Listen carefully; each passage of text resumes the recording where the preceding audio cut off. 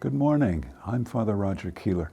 I'm a priest of the Archdiocese of Edmonton in Canada, and I've been teaching at the Oblate School of Theology in San Antonio for the last 12 years.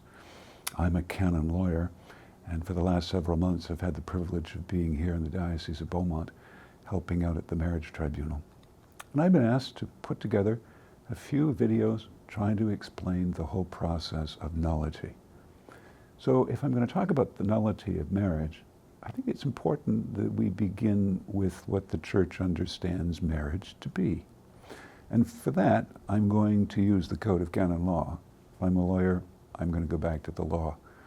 And in this case, I'm going to be quoting from Canon 1055 of the 1983 Code.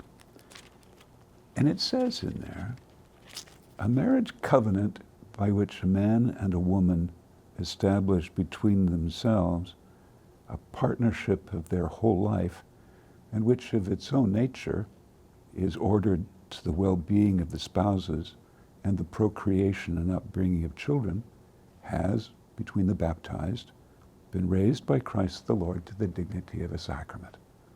It's a fascinating definition of marriage because it encapsulates for us the whole rich tradition of the Church going all the way back to the Scriptures, going back to the book of Genesis.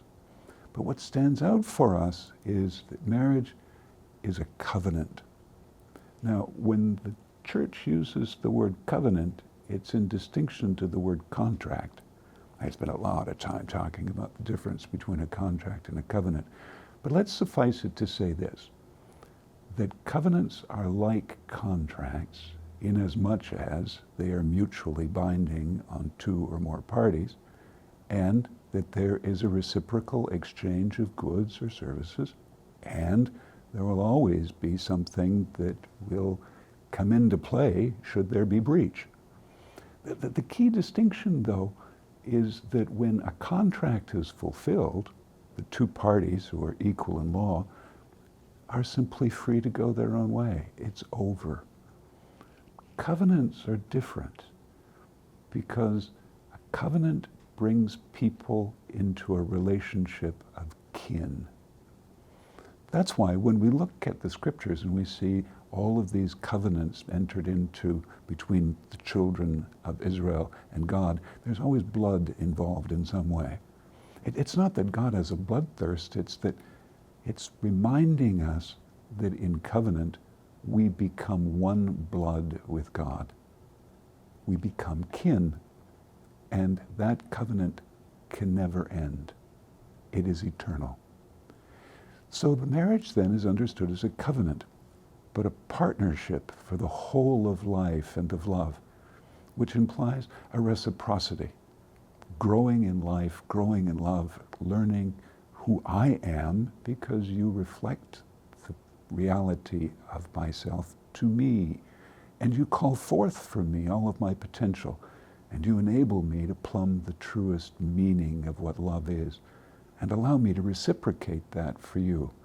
A partnership for the whole of life, a partnership of love, which is meant, according to the Code, primarily for the good of the couple themselves. That in this partnership of life and love, we grow as the Lord's disciples. We grow in holiness together. And then the canon says, also for the procreation and upbringing of children. The logical fruit of love is the growth of the family of God. So it's a very different definition of marriage that we are working with in the Church, isn't it? And this is, according to the law, made a sacrament by the virtue of Christ's own work with us.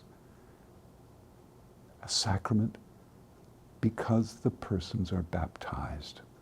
The mere fact of being baptized and made a child of God, entering into this partnership of life and love with another who has been adopted in the waters of baptism and filled with the Spirit, becomes, by that fact alone, a sacrament.